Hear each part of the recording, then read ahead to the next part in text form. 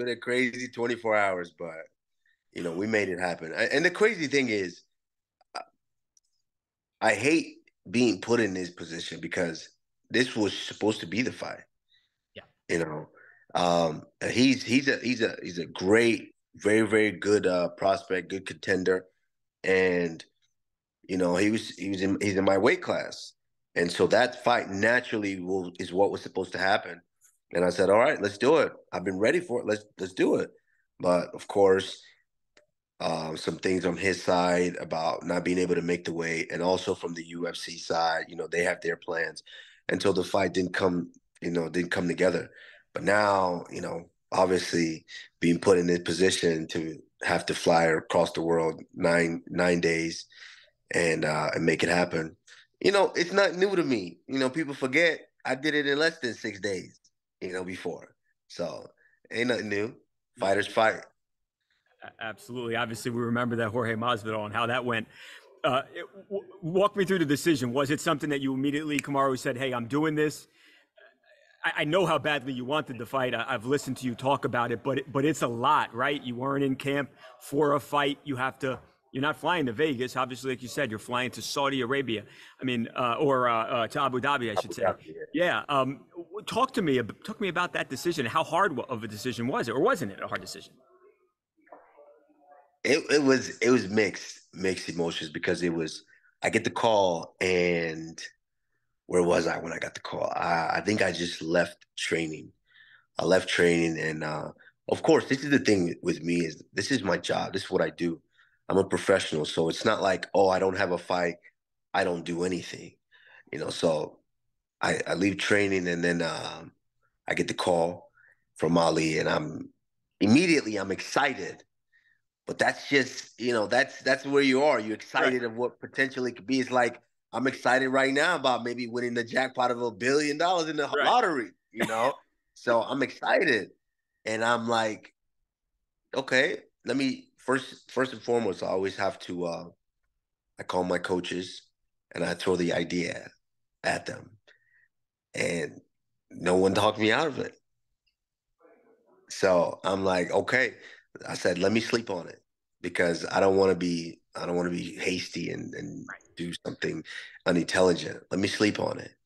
And I woke up the next day with, let's get ready. And so I texted Ali and I said, let's do this. Wow. So now what's the plan? It's not this Saturday, obviously next Saturday, you're going to be on Fight Island. What's the plan? Are you meeting Trevor over there? Logistically, how is this going to work, Kamaru? Yeah.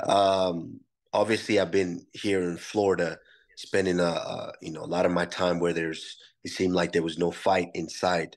And right now we're renovating our facilities out there in Colorado.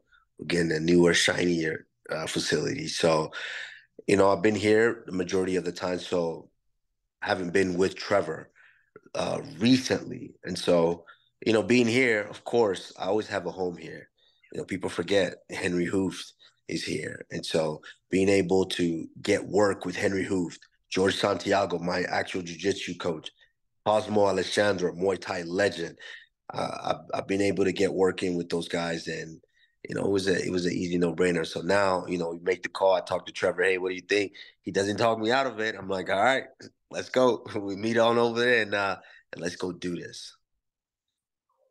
This of course is at 185. You're one of the one of the best UFC fighters ever, period. But you're one of the best, arguably the best welterweight ever.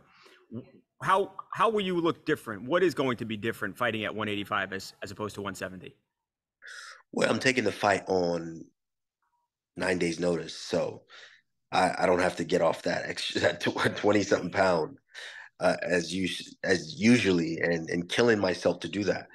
And so, it's at the end of the day, he's a big guy. He's a big guy, big strong guy. But I'm also a big strong guy. So at the end of the day, it doesn't matter. As long as we both step on that scale, we weigh 185. We step into that cage. We're gonna make it happen. We're gonna rumble. What do you make of his skills? Are you better standing up? Are you better on the ground? Where do you see yourself as compared to Khamzat? Oh, he's definitely talented. I mean, that's why there's a lot of excitement about him because, we see these guys come in and a lot of different guys, and you just see something special about him. And we all know it. I know it. He knows it. Everyone knows it. So yeah, he's very skilled. He's strong. He's big. He's fast. He can wrestle. He can grapple. He can strike. He has everything. But so do I. And at the end of the day, we all human beings, and so everybody feels invincible until someone comes in and pokes that balloon. He had almost looked unbeatable, Kamaru, and then he fought Gilbert, and you saw that this dude was a human, despite how it might have looked in those fights before Gilbert. Have you picked Gilbert's brain yet? No, not really, because that's what we do. We fight. We're all fighters. Gilbert is a fighter. He's a tough dude, and I knew that when I was going to fight Gilbert. Yeah. I knew he's a tough fighter. He's going to come, and he's going to be prepared to fight. And so, that's what we do. Fighters fight, and that's why guys like myself, like Gilbert, like Volkanovski, were willing to jump in fights at the drop of a dime. That's what we do. We train. This is our job. This is our career. We train our whole lives for this. So that's what we do. Have they told you that if you win this fight that you will get a title shot at 185? I mean, it's a no-brainer. Right. I mean, it'd be It's crazy if a you no. didn't, right? It's a no-brainer because there's just that element of story there. But at the end of there's a big reason why I never really wanted to go to middleweight, and I've said it numerous and numerous times. So that's not necessarily the case right now, and so and I want to keep it that way, but it's a built-in. I mean, it's Sean Strickland's a champion. I've already taken care of him. Not to say he's not better. He is, but I've got a mountain in front of me that I need to scale and climb. So we'll get through that first, then we worry about what's next. But I mean, it's a no-brainer. Do you think we've seen the last of you at 170, Kamaru? No, No. no, absolutely not. And what a way to go out. What a way to decide to, I might just mic drop. Go grab the middleweight belt, go down, grab the welterweight belt, then mic drop. All right, I Like, was gonna say, don't retire yet. Come on now. no. I We don't mean, what want a that. way, what a way to go out there. I want both. I've always wanted champ, but what a way to go get the top one, then come back down and get. No one's ever done that. Right. That would That be would crazy. be it would be crazy. That would be absolutely Yeah. crazy. Have you thought about what this would mean for your legacy? I mean, you're already a Hall of Famer. If you say, "Hey, I'm not fighting anymore," after this interview, have you thought about what this means for your legacy, though? To beat a guy who has never lost, to do it on 9 days' notice, to fly across the world. I mean, all of that stuff. This is like what it's a storybook. It is, but I'm not necessarily worried about it. I'm worried about it's a fight. Yeah. So as a being honest with myself and as a human being, it's a fight. I'm stepping into a fight. I don't care whether I trained for 6 months to prepare for a fight. It's a fight. Once you get in there, you still get those nerves, you still get those jitters, and you have to step in there and make it happen. And nothing's different about this. It's a fight. I don't care when it was or whatever is going on. I don't want to listen to all that noise. I want to step in there, fight night, and we make it happen. I'll get you out of here on this one, Kamaru. Is there anything you would say to anyone out there who might say, "Oh, hey, Kamaru's lost two in a row. I don't know if he's got it anymore. He's an underdog for this fight." Is there a message to anyone who might be doubting you and doubting that you can go in there and that you will actually win this fight? I mean, I can't control everybody, but I mean, it's people have amnesia. And when I say amnesia, oh, I've lost two in a row. I didn't even think of it that way. Of he lost two in a row. Think about the one before that.